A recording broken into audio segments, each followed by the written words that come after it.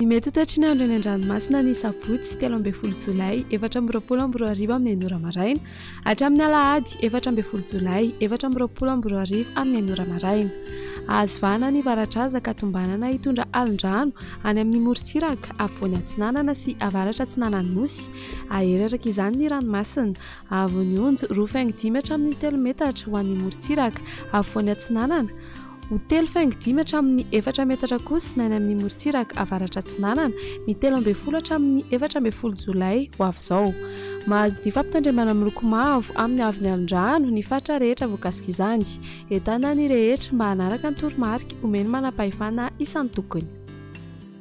Ho an'ny morontsiraka atsinanana tanjony bobaomby hatrany amin'ny tanjony angotsy anorana mahalana ho avy atsimo atsinanana andrivotra ka ho 20 hatramin'ny 570 km isan'ora.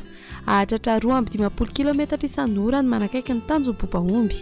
Aheran'ny ranomasina avy ny onjo 3 hatramin'ny 3.5 metatra isan'andrano avy atsimo atsinanana. Tanjona angotsy hatrany mahanoro anorana miatoato ho avy atsimo atsinanana andrivotra ka ho 12 hatramin'ny 20 km isan'ora. Ahatratra 7.30 km isan'ora indraindray ny any avaratra Sainte-Marie. Anonjabena aheran'ny ranomasina avy ny onjo 2 hatramin'ny 3 metatra isan'andrano avy atsimo atsinanana. Mahanoratra ny taolany aro anorana mahalana amin'ny farany fe-potoana. Iovaova ny fitsiokan'ny rivotra ka ho 9 hatramin'ny 12 km isan'ora ny any avaratra mananjary. Ho avy avaratra ny any ankafa ka ho 9 hatramin'ny 12 km isan'ora. Ahatratra 7.30 km isan'ora ny manakaiky ny taolany aro. Anonjaben'ny ranomasina avy ny onjo 1.5 hatramin'ny 2 metatra.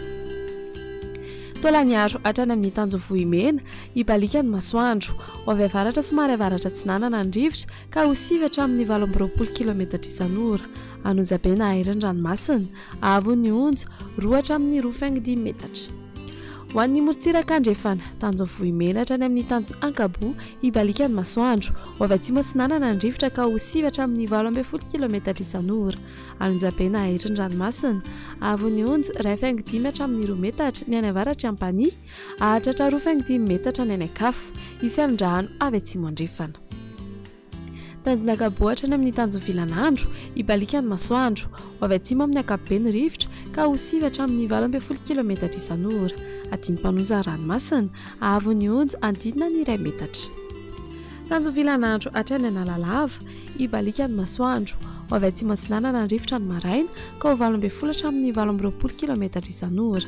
Ahatratra 7.30 hatramin'ny 5.70 km isan'ora ny eo anelanela ny mahajanga sy analalava.